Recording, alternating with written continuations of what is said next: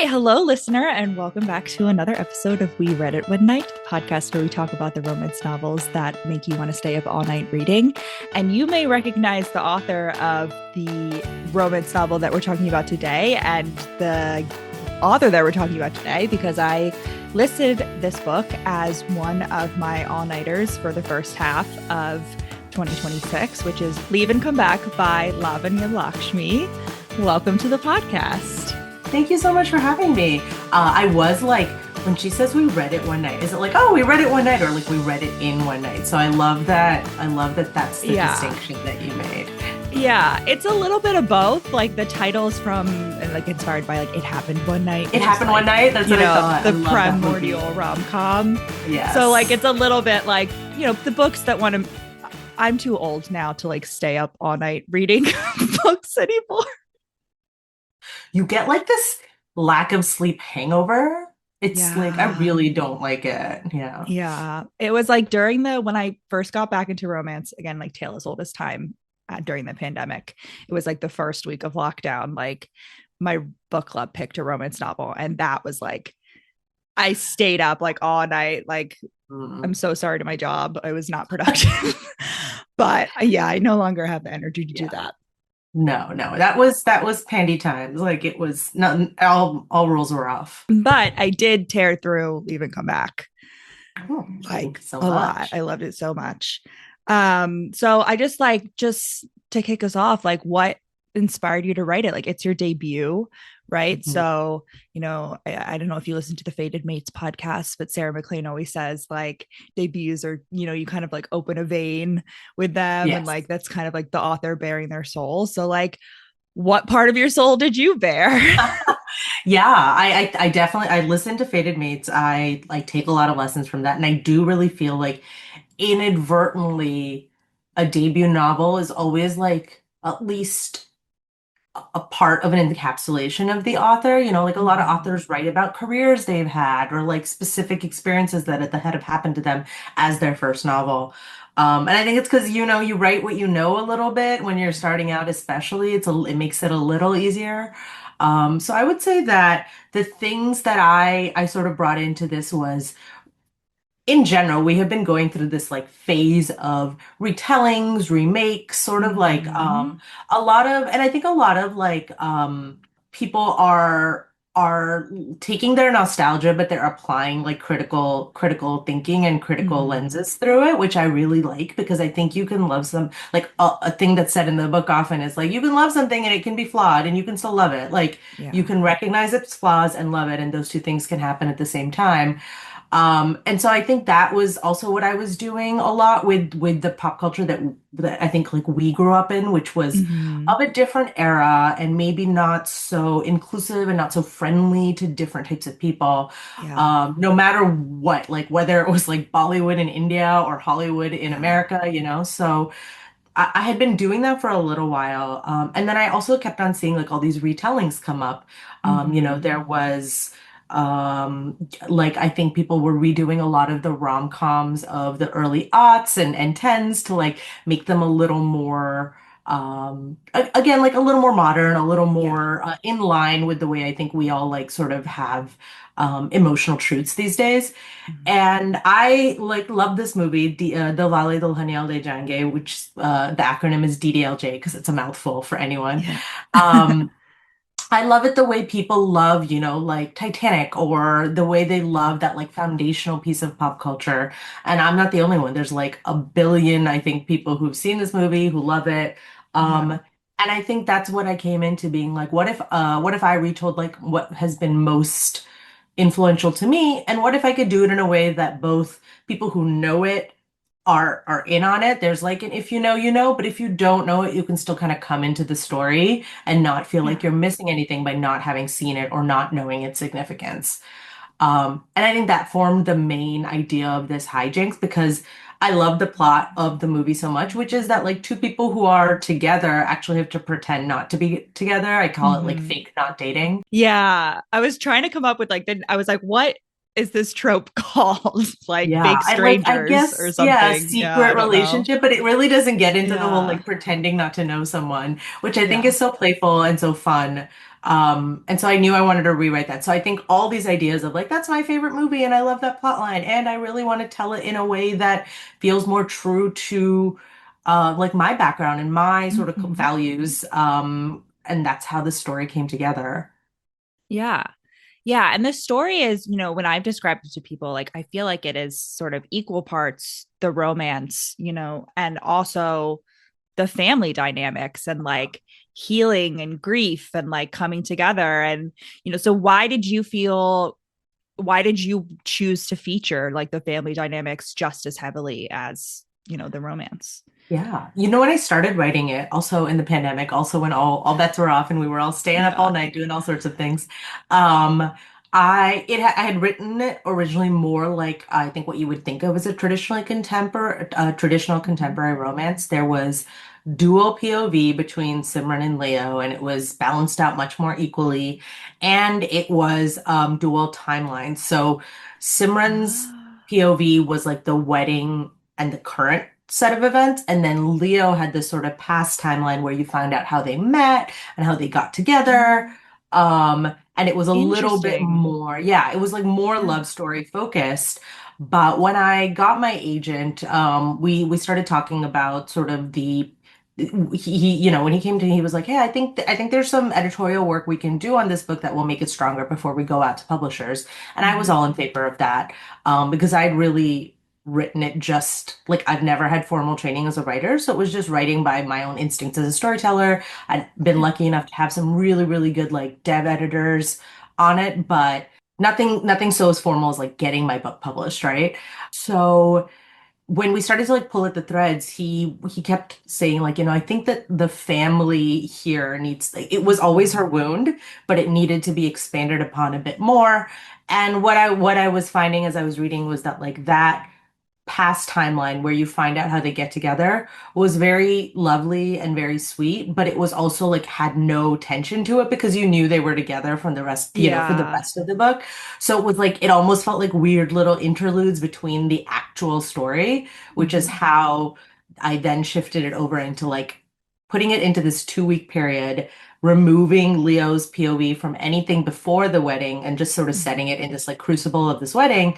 But with that, we had a lot more, I had a lot more word count that I could fill now by like, and then I did that by like blooming all the characters, I think, a little bit by getting a sort of ensemble cast going. Yeah. Yeah. I mean, and they all felt so real, like all the aunties, all the cousins, all the uncles, like it was like people that you're gonna, see like in your neighborhood, like walking around like close communities. So it was really lovely to read that.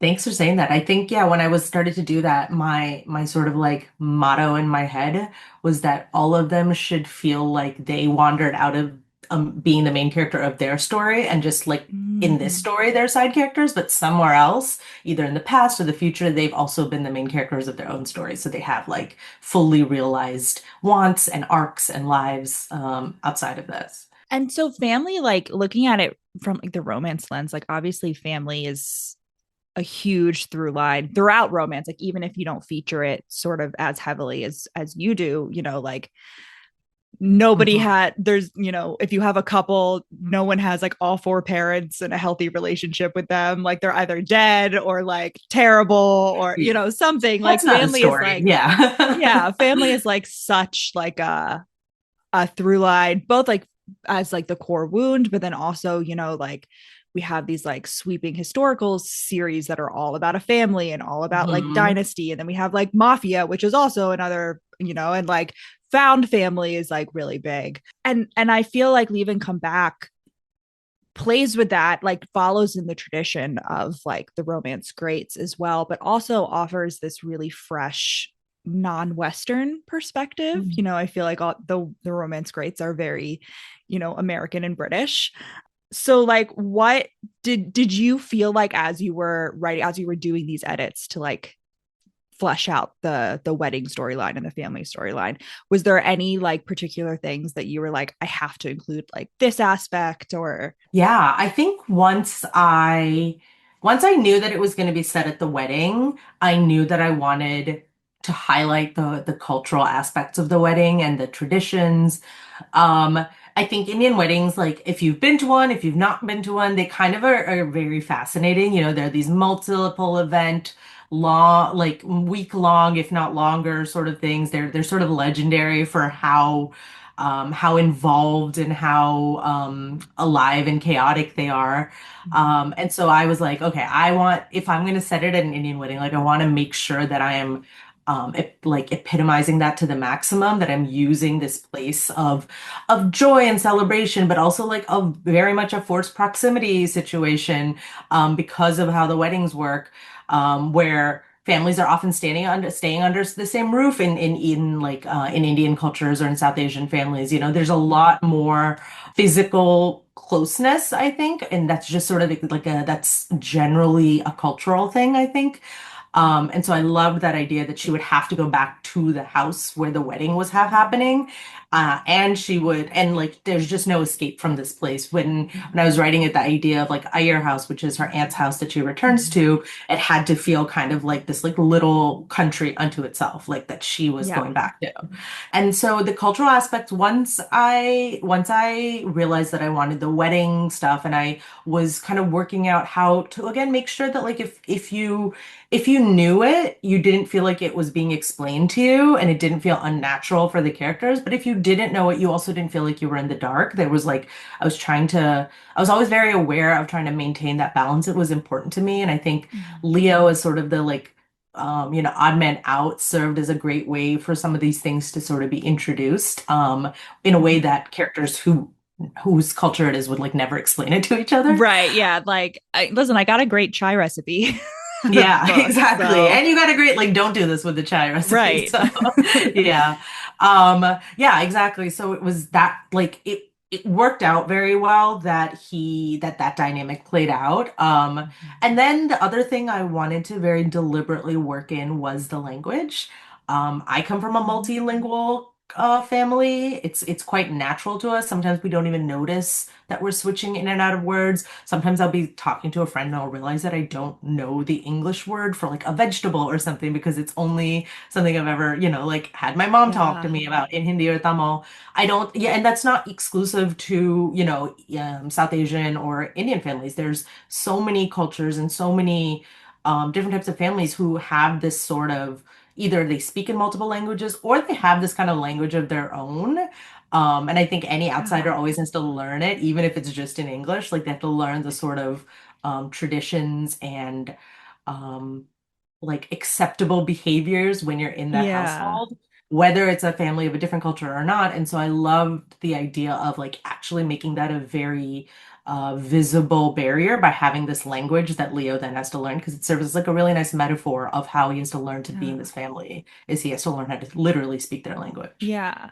Yeah. And I mean, it's like such a swoony, like romance hero thing. Like the fact I that know. he like I starts to genuinely learn think it's it. like very romantic. Yeah, that somebody would do Yeah. that. Yeah. Yeah, no, it's like I'm also from like a bilingual household. My mom's from Serbia. Mm, And so like I grew up speaking Serbian and English, and there are words where I'm just like, but the Serbian word just has like it just means something a little bit different. Like I know the English translation, but like the this word is yeah. better. And it's also This word's nice to be able to better. like And there's talk like shit in so much public. context that I can't explain to you when I define it as to like Yeah. why we use it this way. Yeah. Right. And I'm like, if I direct translation, you would probably think it was very odd. But I Yes. promise Yeah. it like means something else. Yeah. Yeah, definitely. Yeah. And it was really nice to see like Leo be so eager to learn, Yeah. about Simi's culture without even having to be asked. Like he's literally just like, yes, of course. Like, why would I not want to learn about you and your family? Like, Yeah. that's you, right? Like, I care about you. I'm obviously going to care about this. Yeah. To me that was like write the hero you want to see, like in the world, or write the hero that everyone deserves, like as a love interest, which is someone who's like, okay, I'll do this. Like I'm on it. I'm into it. And I really liked creating like, he's I think often referred to as like a golden retriever, which I think is very true of him. But I think the more thing is that he's just like a very agreeable person, and Yeah. it sort of fits in. Like he's like this good-looking white dude who's never had too much friction in his life. So like there's not a Mhm. reason that he wouldn't be too agreeable, like like it's kind of Yeah. built in for him. Yeah. Yeah. But then the way that he is able to like also bridge the gap like with Simi's uncle, like Yeah. he is the kind of the first one who like figures out how to Yeah. communicate with him and like get him to talk, and like he's helping the groom like get to know his father-in-law. And so it is that kind of like interesting like reversal of like, yeah, it's Yes. mostly him learning, but like he is able to see things that we don't always see having known people for decades. I think that's so true, right? Like when you have an outsider come into your family or a tight-knit family, like they often are able to sort of hone in on certain things that like there's so much years of memories or context or other relationships that like you may not, especially with family, that you may not be able to see. And I loved the idea of pairing like Simran is a deeply avoidant, emotionally avoidant person. So what if she fell in love with a person who's like absolutely just wants everybody to like get along and be like one big happy family? Like what Yeah. happens when those two people fall in love, you know? Yeah. Like whose mom is a therapist. Yeah, It's like, exactly. okay. Exactly. Yeah, I Like had to he's give some figured it reason out. for why he was like better adjusted than Yeah. You know what? And the I did average male. appreciate it because I feel like a lot of like heroes, you seeing a lot of books where they're just like feminist kings for like no reason. And you're like, I don't know, like, I know this is fiction, but like, that's not a real man. Yeah. So, like, Yeah. he has a therapist mom. So, like, that's how he knows everything. And he's Exactly. Canadian. So, And like, he's you know, Canadian. It's a right. He's little not from we're New different up Jersey. here. It is different. Like, the New Jersey suburbs are Yes. different. Yeah, for A sure. little bit. Yeah. Yeah. And I was sort of thinking about how we kind of look at particularly like romantic relationships of like when you like come together with someone long Hmm. term, where I think, and particularly like this is very American, um, of like these two people is like now they're kind of like on their own, like they're like a family union, and it's Yeah. not really like enmeshed in the greater family. Like, does that was that something that you wanted to like play with? It's sort of like isolating, like individualistic, like you kind of trying to turn it on its head, or Yeah. Yeah. I think that I think that there's a lot of different like family dynamics. So I don't, and if people sometimes step away from their family for very legitimate reasons, I yeah. think, for family that's toxic or that doesn't support them. But I think what I wanted to build up was like, what if this was a family where something had happened that had created this wall, and Mm-hmm. that's the reason for the separation, but it wasn't actually like it wasn't a lack of like love or empathy or care. It was just, in this case, just Yeah. grief that and everybody was so mired in their own perspective that it was hard to see what the other person was going through. And I think the other idea to me was like, you know, from culturally for me, like a happy ending doesn't include that small isolated unit pair of two. It does include a family. Any happy ending includes an extended family, right? Like, Mm-hmm. that's how I think culturally I've been raised, and so I love and gravitate towards romances and books where there is that sense of, if not directly like related family, like community or found family. Yeah. So I think that for like that was also a place where I started from, where I was like, okay, these two, it's a romance. They're obviously going to be together at the end, but what does like that happy ending look like in the context of their whole family Mm-hmm. accepting them, interacting with them, and the whole family's futures as well? Yeah, yeah, absolutely. And I'm gonna try to describe this without spoiling it for any listeners, but there is something that Simi finds out that her aunt has done, Mm-hmm. and she is rightfully angry about it because she doesn't know the reason. And I remember reading that and I was like, oh my God, like how how is this gonna be forgiven? You know what I mean? Because like Yeah. this is a huge thing. And then it's like, of course, like a perfectly like, oh yeah, like that's why it happened. Like that, like of course that's why the aunt did that. Yeah. Um, and so it kind of it is that like like you were saying earlier, that like loving people who are flawed, but also kind of like, and this is something that Simi's cousin is saying, because she's like, you always assume the worst, and Yeah. it's kind of Yeah. about like going into like your relationship with people. And this is something that I know that like I need to work on. It's something my sister like lectures me on all the time, but like like just assume people maybe not like strangers on the street, but like Yeah. assume people have the best intentions, if it's someone who has shown you love before. Yeah. Again, I think it's that thing where sometimes the people we're closest to, we see the least clearly in terms of like them from their own perspective because we have so Yeah. many layers of our perspective of them. And so, I think I really like that idea that like in the end of it, I think, and you can kind of see like these are two very like stubborn women who are kind of similar and they can't see each other very clearly because of all the things that they sort of like project onto each other in different ways. And I loved the idea of like again like a third person being like you're both like kind of really off on this and you need to Mhm. work on it. But I also I think that that's just a way that like that's also kind of part of family and also kind of love. Like a thing about family, I think is like there's this beauty in the way you can kind of take them for granted a bit and sometimes that festers into more, but sometimes that's like the nicest thing about family, right? Is that you're like, okay, they're my family, I have them no matter what. And so Yeah. sometimes it doesn't invite the sort of empathy, introspection, whatever have Mhm. you, that you would give like your friends or somebody else, people you are seeing from different contexts. Yeah. Yeah, definitely. And you were talking about like found family before, and Simi obviously has that in Toronto, and this is about her kind of melding those two families. And I know that, you live in Toronto now, but like you've lived all over. So like you have the experience of like coming to a new place and like having to build from the ground up, like not necessarily Yeah. have those like, blood ties that automatically root you in a place. So how did that sort of influence your writing of Simi's character and like the book as a whole? Yeah, great question. So, as you said, like I've moved so much in my life, and most of my family is pretty scattered. So, we never had a sort of central base. The central base we had was in an Indian city called Bangalore, but it sort of went away when my grandparents passed away because all my mom has three sisters and a brother. They all live in literally different continents.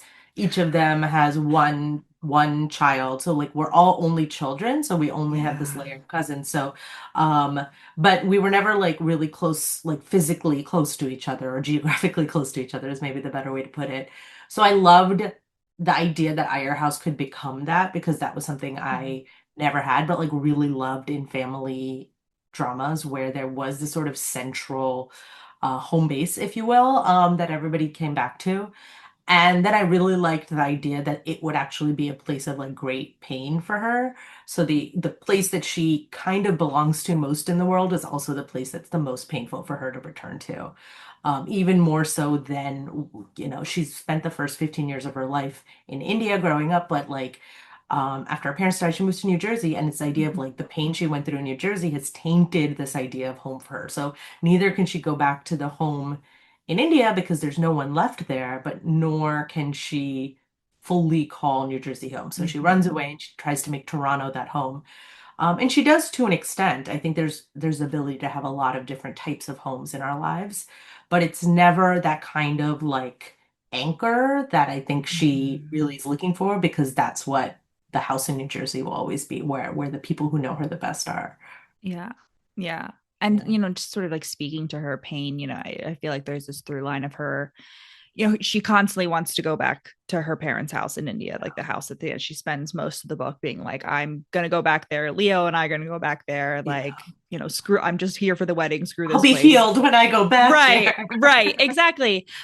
And then her journey is more like just like finding pieces of her parents in Iyer Yeah. House and like blending all three of these like families that she's had throughout Right. her life. And I mean that's the immigrant experience, right? Is like Yes. Yeah. meshing all these bits of yourself like into like an original whole. Yeah. That's really well put. Yeah. I think that's certainly the immigrant experience. I also think that for me, that's like the experience of leaving a place behind, right? The grief of moving, of trying to of a new home, whether Mhm. you've done it once, whether you've done it multiple times. It's like you still keep on trying to find the fragments of that place and the person you were in that place and coalescing it into who you are now. And so I think when she starts to find it's literal objects um in Yeah. the house. That, and I think that she's so fixated on the physical remnants of her parents, like the house in India, Mhm. or discovering these objects in her aunt's house that belong to them, that she actually misses that there are people who are like alive and living who can keep them alive better than those objects ever could. Yeah. Yeah, right. I mean, and the whole story again, I'm gonna try not to spoil, but like the whole story, like her aunt, gives her about, their earliest relationship is just like Yeah. so, so beautiful. I was literally like oohing and awing when I read it. Like it was lovely. It's like very, very loosely based on one of my mom's older sisters, because my Oh. mom had a really bad birth experience. So she needed a Mhm. lot of time to recover. And so, like, a lot of, I don't even remember this, but a lot of my first super early, like, infant hours were spent with my aunt who took care of me. And Oh. kind of, it was also when I had to go to kindergarten. For some reason, I didn't live with my parents. I think they had, like, had to move for a job posting or something. And so they sent me to my grandma's house, and my aunt took care of me for a little while. Yeah. Yeah, that was my sister. She spent like a whole summer with my grandparents in Serbia when she was like younger. Like they just were like, all right, we Off have you like go. I think I was a baby. So like my parents were like, Yeah. we got a newborn, like you're going overseas. Yes. Please, we need to outsource this for a little while. Yeah. Yes, please. But it is like, you hear like so many people talking about like a village and like I Yes. feel like in the United States and probably even so like in Canada too, because it still is very Western, like there's not that built-in village. Like Yeah. we struggle to like, build those connections, even if they're not like obviously we're talking about like family, you know, Yeah. but like it's hard to like build that. It's hard when your culture like prioritizes individualism, and Yes. individual Yes. greatness and pulling yourself up by your bootstraps with like whatever. Yeah. And even like structures all your systems that way, right? Right, Like, right, yeah. right. Yeah. I think that's a great distinction between like, not to say that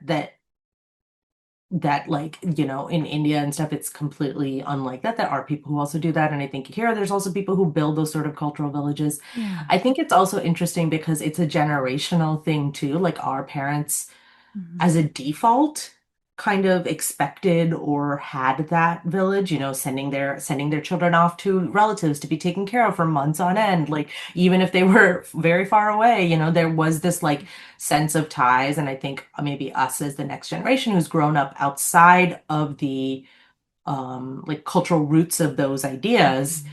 we have grown up in places that have encouraged the individualism. And so it's also like, that's the thing with Simran and her aunt too, right? Her aunt thinks everything should be collective, and Simran's like first, she's an avoidant person. She just really wants to sometimes be left alone. And Yeah. I think that, like, to me, that's such a generational thing. And now that I'm an adult, I appreciate so much the community that the older generation sort of bakes into how they do things. But when I Mhm. was younger, I was kind of like, why is there always so many people around?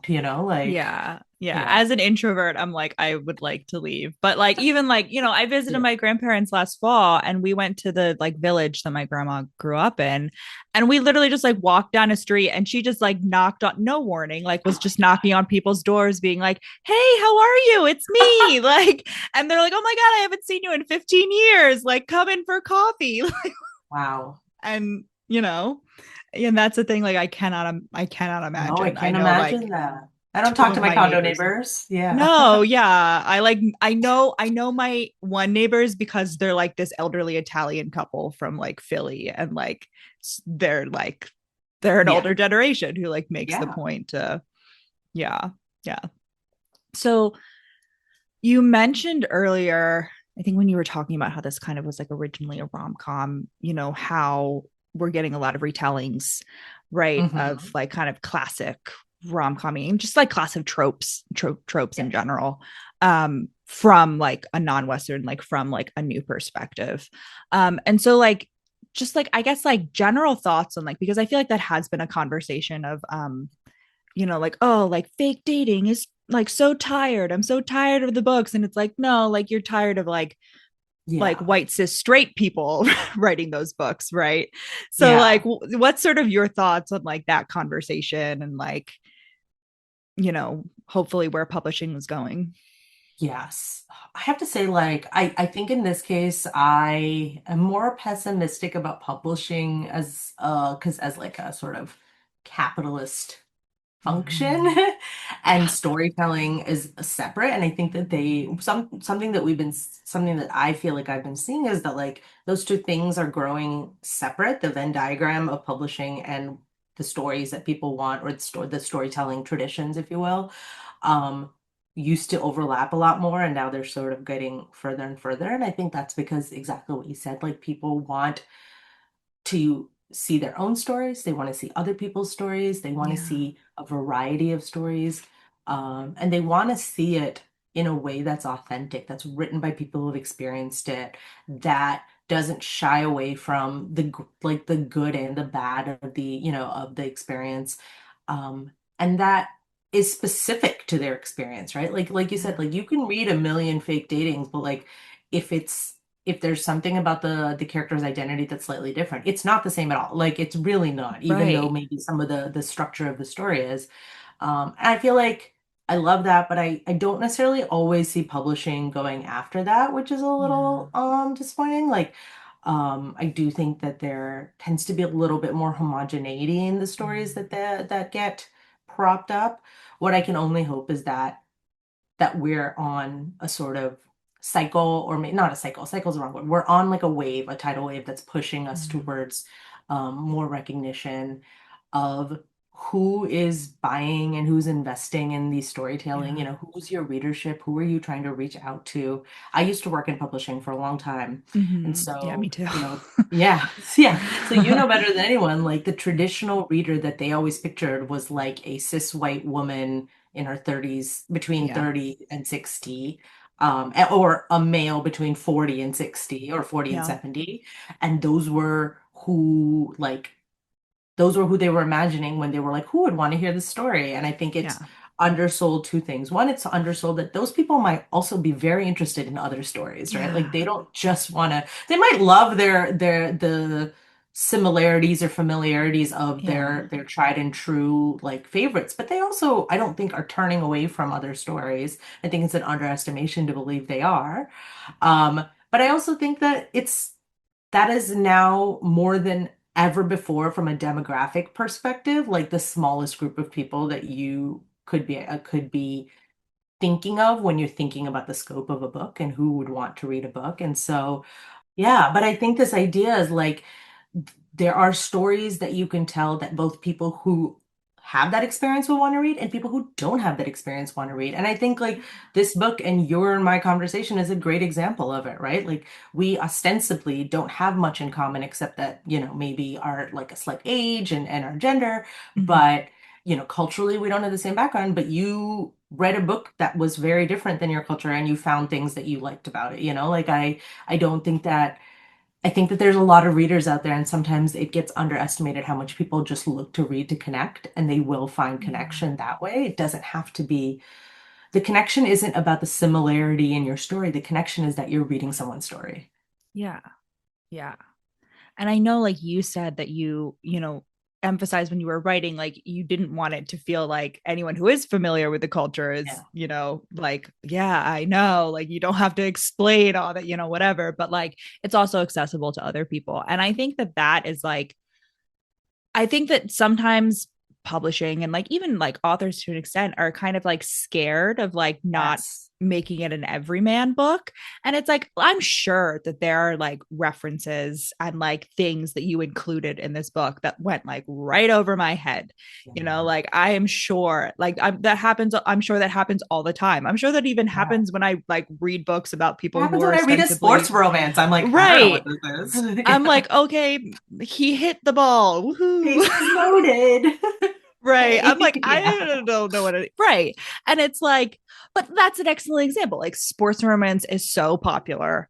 Yeah. And listen, I'm not gonna pretend like I don't enjoy like a good hockey or like soccer romance, like I enjoy a Yeah. sports romance as much as the next person, but I also am not a sports fan. And yet, if people can enjoy Yeah. things, or like Allie Hazelwood's like nuclear physicists, Yeah. heroines, it's like you don't know anything about that, but you can relate because like Yeah.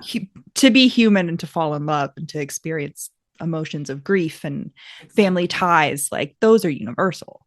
Yeah. And sometimes what I love about reading those things that are out of my like sphere of knowledge is that I learned something. It's like, I learn a little bit about stems every time I read Ella Yeah. Hazelwood, or like I'm so sports illiterate that if I ever pick up a sports book, like I automatically know more than I did when I started it. And so I think that I think that there shouldn't be this underestimation of it. And to your point, like it doesn't every word doesn't have to be for everybody, right? Like Yeah. there can be specificity in it. And I think that when there's specificity, and authenticity, even if, like you said, even if you don't catch all the nuances of it, there is like a overall sort of world building that happens that then kind of speaks and paves over maybe the details that somebody who's not as familiar with it just understands anyway. Like you don't have to understand every line in the languages in my book to know kind Yeah. of the gist of what's happening between the characters. Yeah, right, exactly.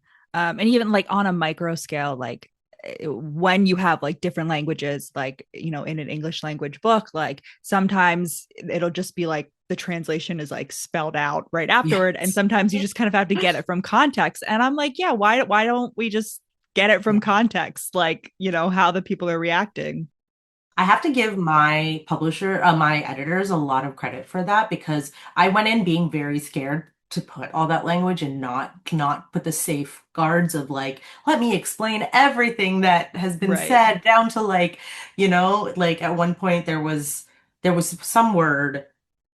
It was it was like bindi, which is like the Oh, mark that yeah. or the Yeah, star yeah. sticker that we wear on Yeah. our foreheads. And it's like, it wasn't crucial that you know what that is, but I was like bindi and I like had given an explanation. They were like, you don't need to do this. Like they helped me get into like I didn't none of the languages italicized in the book so that it's not Hmm. othered. Like they really I think that's the power of like a really, really great editor. And both my editors are women of color too, all three Yeah. actually.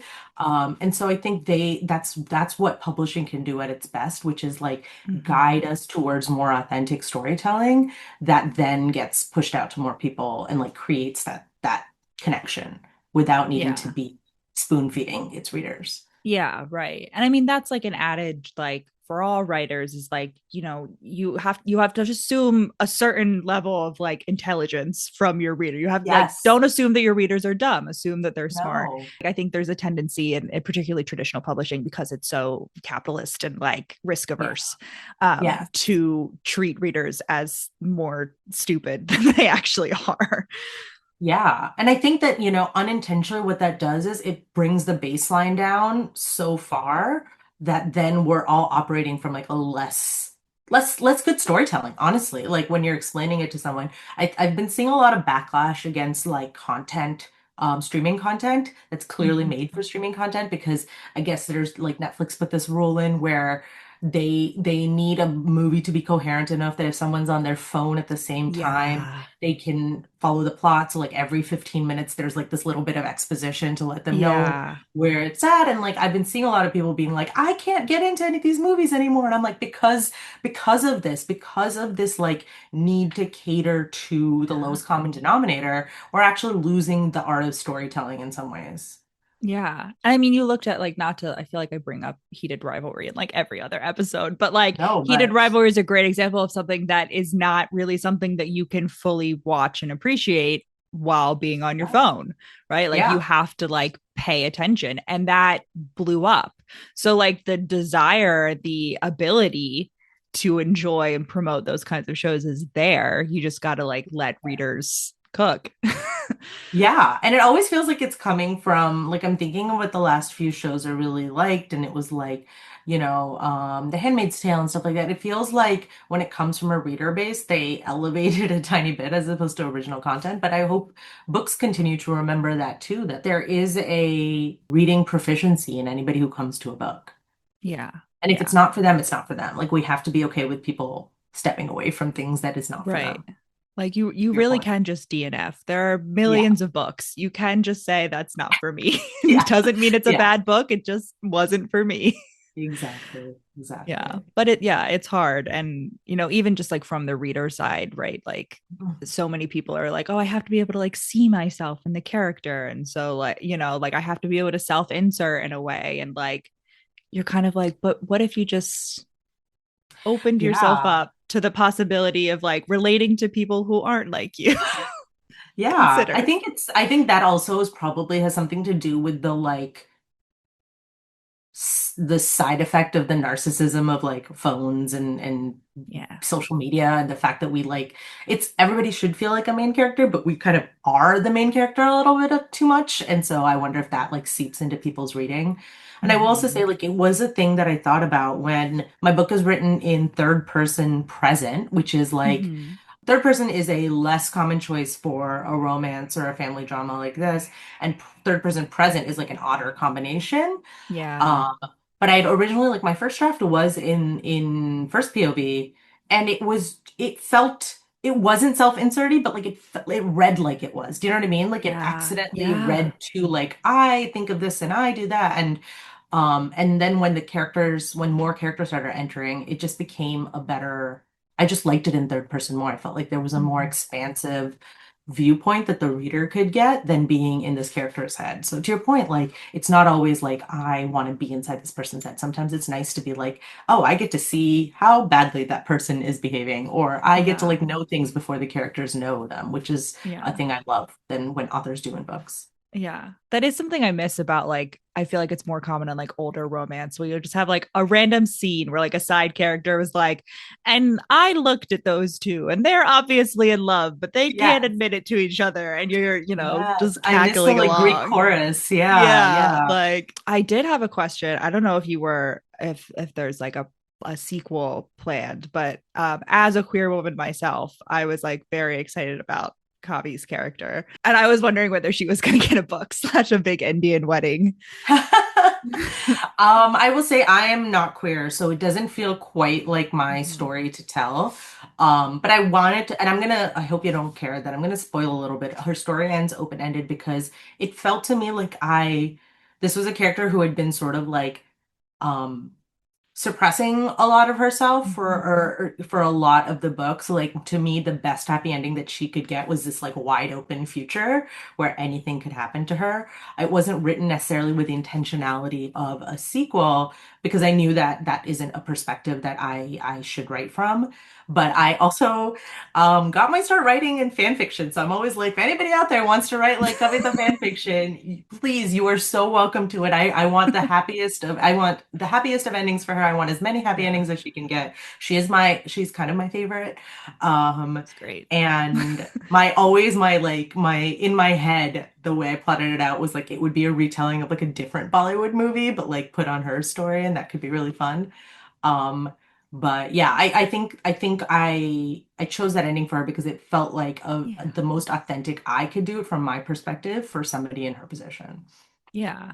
Yeah. And I mean, I think it worked. And, I like that as much as I would have liked, like, first kiss, like, she ends Yeah. up with her. Like, it's cute that, like, okay, they make out and then you know, they go their separate ways. And that was very, like, lesbian of her anyway. So, you know, There was a version where they had like a more it was like a like for a little while I tried to make them have a little bit more of an intense romance. It just didn't work within the confines of the time. And also it felt too it felt too much like an ending for her rather than a beginning, which yeah. is where I think her story is at. Yeah. Yeah. When I like pitch this book to people, like, I'd say at least like 75% of the people, when I mention that it's like, Bollywood inspired, like their face lights up. They're like, oh, you should have mentioned that first. Like Yeah. that's the thing that hooks them. So, what do you have any like favorite Bollywood movies? Like for anyone who's like reads this book and it's like, like maybe I want to watch like a Shah Rukh Khan, movie or Yes, whatever. my Like, what people. are some like must watch like for the uninitiated Bollywood Yes. movies? Great question. Obviously DDLJ is the sort of blueprint. Um, it is 3 hours, which is what I warn everybody, but there's always intermissions in Indian movies because they're so long, Yeah. so you can like watch them in two parts. And the storytelling also like follows two acts, two very distinct acts. So Mm. and the thing I will say about DDLJ is it's like it's kind of this like holy grail Bollywood romance for many people because it shifted the way a lot of stories were being told. The reason a lot of people love Shah Rukh Khan, not to like wax poetic about him, but also to wax poetic about him, Yeah. he introduced this like very romantic lead. Like the man written by a woman was is like Mhm. who Shah Rukh Khan has always played. And I think that especially if you read romance, like you'll love the work he's done because he's always kind of just like a down like through all his roles there is this like romantic down badism in him that he Yeah. just brings out. He's a yearner. Yeah, he's a yearner.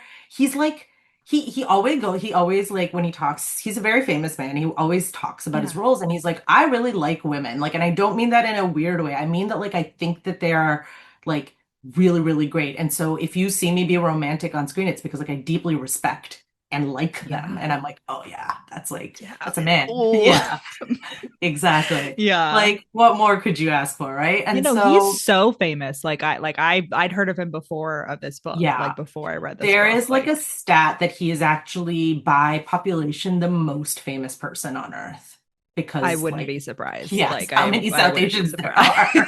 Yeah. No, And but it's not even just like him. I Yeah, mean again, like exactly. I've heard like yeah, like Shah Rukh Khan, like if you asked me to like name like an Indian movie star, Yeah, it's I'd be him. like Shah Rukh Khan. It's Yeah. him. And there's also like, through patterns of migration, but also random things like there's pockets of Bollywood in places that you wouldn't expect. Like Japan has a huge Bollywood like watching Hmm. population. Germany has a huge Bollywood population watching population.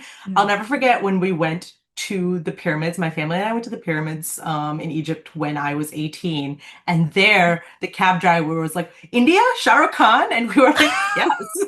Yeah. Yes. Yeah, yeah. And I guess they like shot a lot of films there and stuff like that, but it's like Oh it's yeah. quite it is to your point quite Bollywood is quite wide-ranging and he is probably the Yeah. like most famous piece of it. The other movie of his that I would recommend is one called the again it's a short form K3G or the longer version is Kabhi Khushi Kabhi Gum. It is I would say like if you like Leave and Come Back or if you like the like sort of family hijinks of Leave and Come Back, it's that's your next go-to because it's about like an Oh, estranged father and son, and then the brother cooks up a scheme to reunite them. I love it. Um, and it's like, oh, and they're strange because Shah Rukh Khan fell in love with a girl of a lower ca class. Like it's so Oh. good. Yeah. It's very old-fashioned, but it's like very Yeah. good. Some of the newer ones that I recommend, there's a director called Zoya Akhtar. And I recommend any of her movies. I think she just has like a really, she's like kind of, she reminds me of like, I think the Nora Ephron of Indian movies. Mm. Um, and one of my favorite movies that she has about a dysfunctional family is called Dil Dhadakne Do. It's about this like uber rich family who, forced proximity, they're all on a cruise for the parents' like 30th wedding anniversary, but the parents Yeah. are like on the brink of Classic. divorce. The daughter's husband, who's like not a great husband, and her are there, and then her or like first love comes back onto the boat because they're just gathering all their friends and family on the boat. Son falls in love with a dancer on the boat. Like it's so good. And there's just some like really funny dialogue and family dynamics about the way that like we are different people to different members of our family.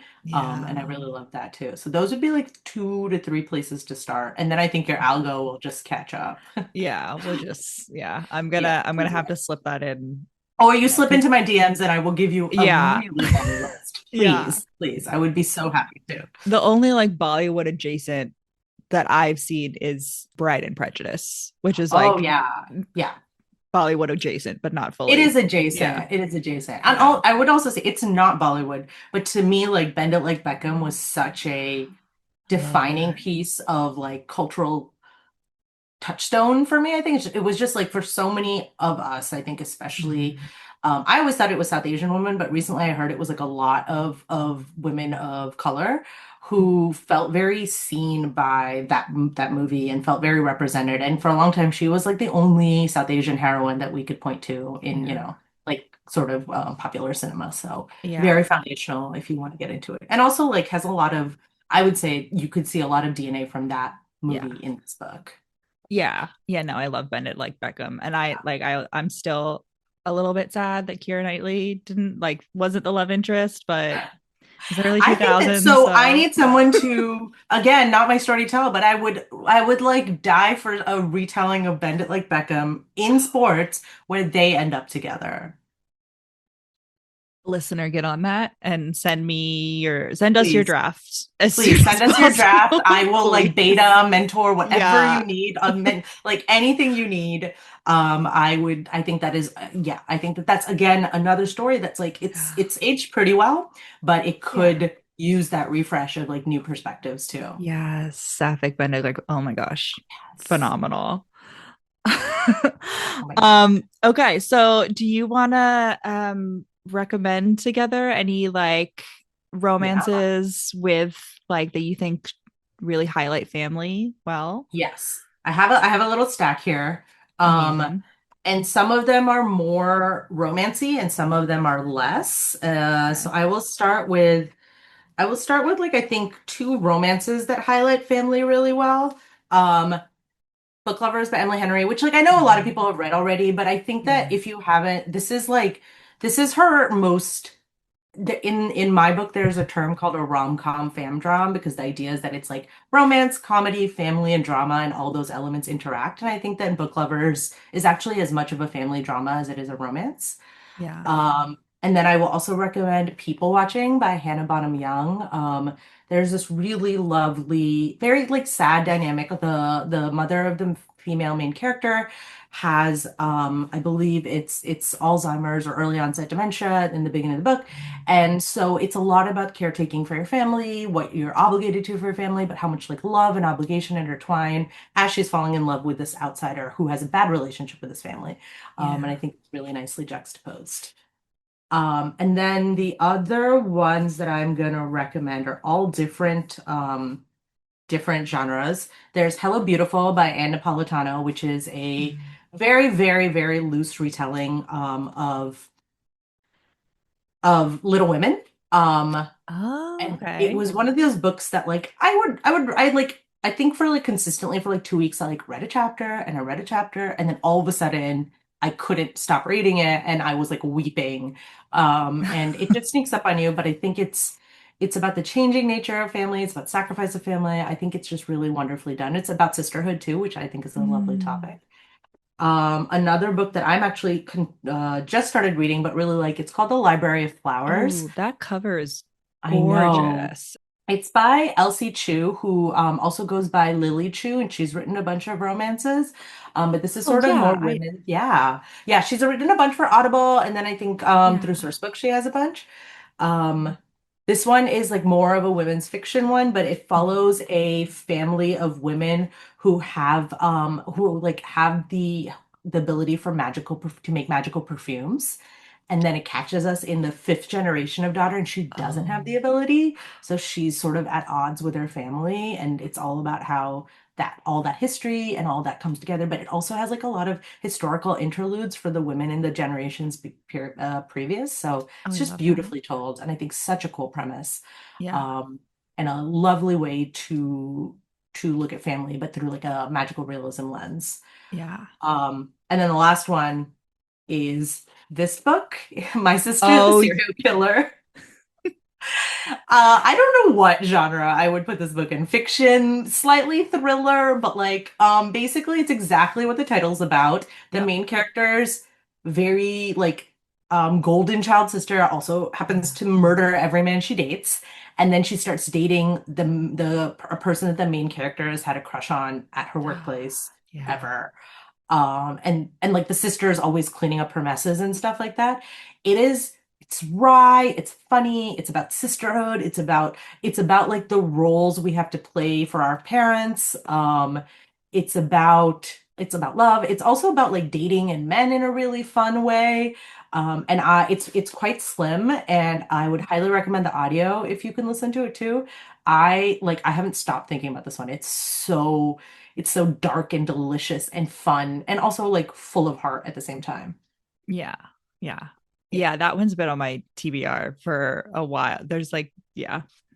If you, Oh, if not you, but in general, if you ever want to break a book yeah. slump, go to My Sister the Serial Killer because it's both short and it will Yeah. like get you from the first page because there's Oh, murder yeah. on the first page. Oh, yeah.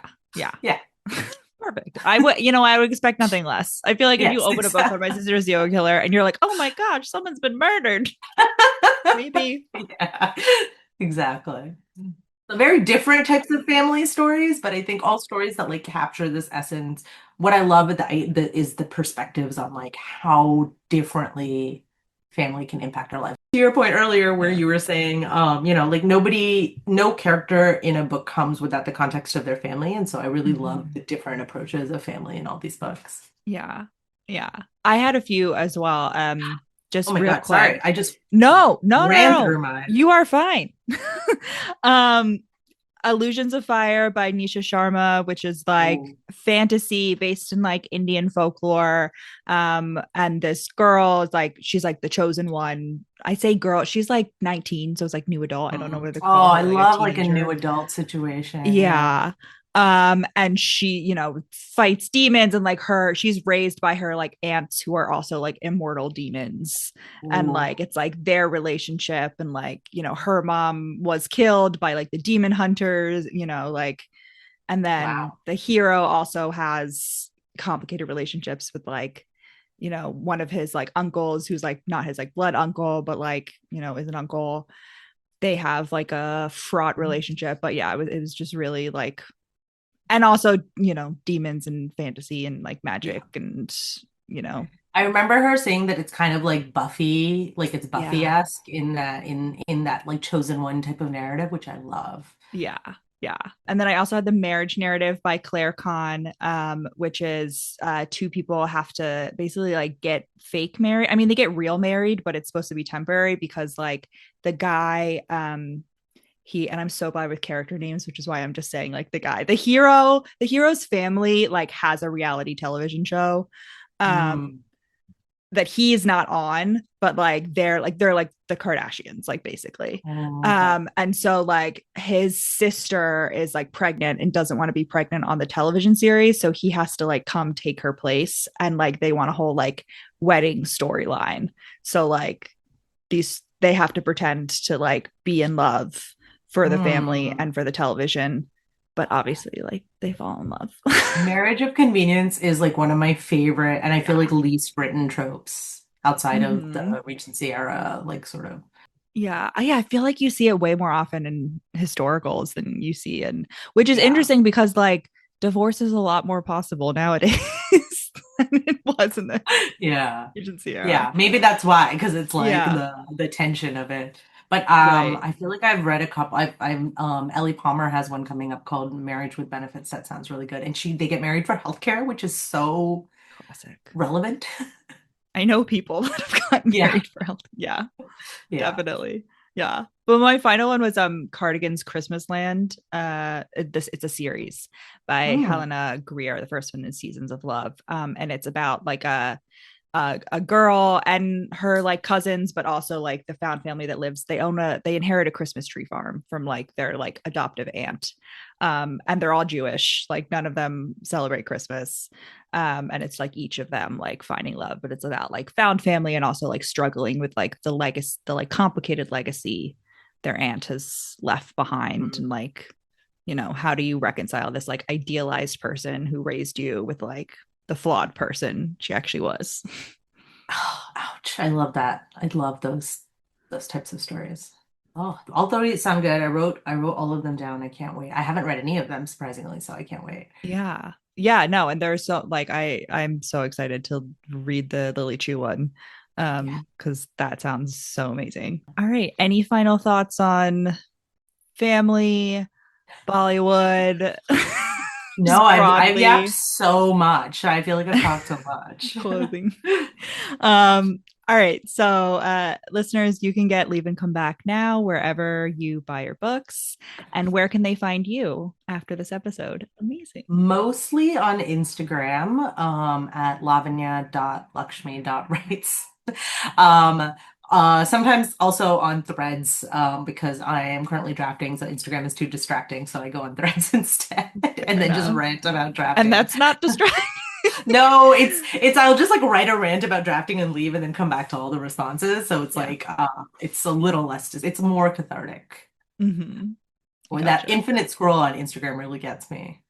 Yeah, it's been like the Reels tab. I'm just like suddenly I an fell hour has into gone like a by. non-sport watcher, but I fell into like all the like little cute things that were happening at all the World Cup Yeah. events, and I Yeah. like love humanity again. Yeah. Yeah, right. Who knew? Who knew the United States could do a good job hosting the World Cup or co-hosting? Because they're hosting it with Canada and Mexico too. But yeah. And listeners, as always, you can find the podcast at We Read It One Night. Email we read it one night at gmail.com. Leave a rating and review. Get this feel. Thank you Sorry, so I took much. us way off track. Oh no, no. I this pod like from the start, it used to be me and my sister. And so like half of every episode was like I think like one of our earliest reviews were like 15 minutes in and they haven't started talking about the book yet. So, I love that because then you kind of get to feel like the podcasters are your pals, and then you're yeah. like, remember when Allison said that thing?